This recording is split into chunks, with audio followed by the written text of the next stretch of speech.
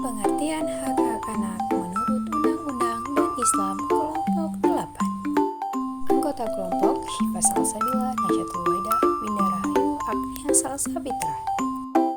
Pengertian hak-hak anak menurut Undang-Undang.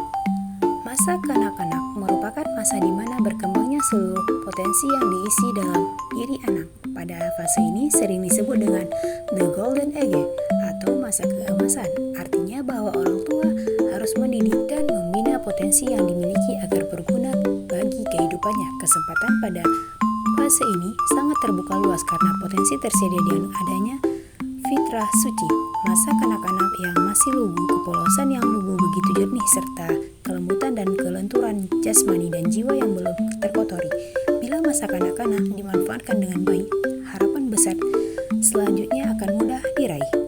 Dalam Undang-Undang tentang Sistem Pendidikan Nasional, pendidikan merupakan usaha sadar yang terencana untuk mewujudkan suasana belajar dan proses pembelajaran yang bertujuan agar peserta didik mampu aktif mengembangkan potensi dirinya guna untuk memiliki kekuatan spiritual, keagamaan, pengendalian diri, kepribadian, kecerdasan akhlak mulia, serta keterampilan yang diperlukan dirinya masyarakat, bangsa, dan negara nasional 2003. Dalam konsep ini, pendidikan anak meliputi aspek fisiologi, pedagogi, sosiologi, serta regulitas.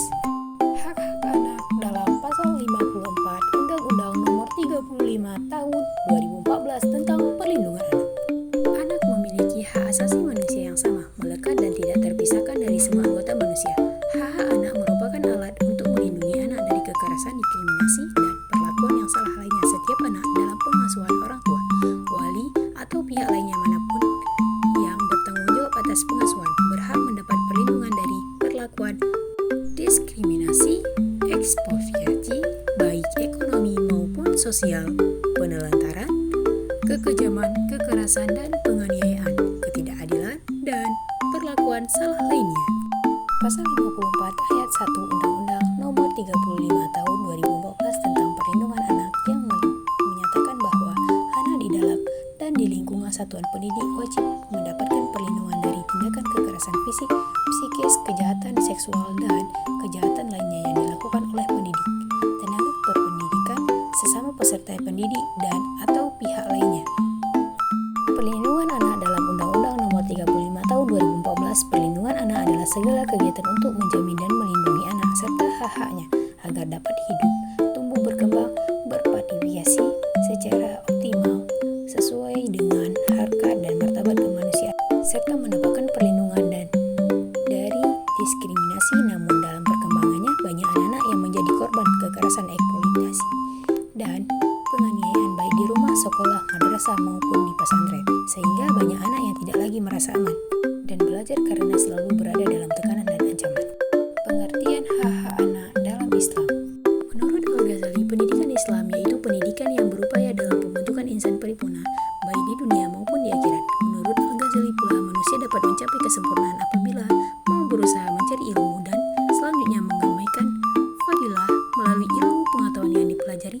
Fadilah ini selanjutnya dapat membawanya untuk dekat dengan Allah dan akhirnya membahagiakan hidup di dunia dan akhirat. Dalam Islam dikenal 5 macam hak asasi yang dikenal dengan sebutan maqsadid al-asriyah, yaitu pemeliharaan atas hak beragama, hifz al-din, pemeliharaan atas jiwa, hifz al-naf, pemeliharaan atas kehormatan dan nasab keturunan, hifz al-nasab, pemeliharaan atas akal, hifz al-aql, dan pemeliharaan atas harta, hifz al-mal. Kesimpulan yang dapat kita ambil dalam video ini, dalam Islam, orang tua memiliki kewajiban untuk memenuhi hak pendidikan anaknya seperti yang digambarkan dalam hadis Nabi Muhammad SAW. Tidak termasuk golongan umatku, mereka yang tua dan mereka tidak menyayangi yang muda, dan mereka yang muda tidak menghormati yang tua. Riwayat At-Tirmizi. Kewajiban orang tua adalah memberikan hak-hak pendidikan termuat juga pada Undang-Undang Nomor 20 Tahun 2003 tentang Sistem Pendidikan Nasional dalam Islam, Undang-Undang Republik Indonesia Tahun 2003 tentang Sistem Pendidikan Nasional berpendidikan bagi anak Islam ialah sebuah tanggung jawab yang harus dipikul bersama. Terima kasih teman-teman yang sudah mendengarkan video yang saya jelaskan tadi. Assalamualaikum.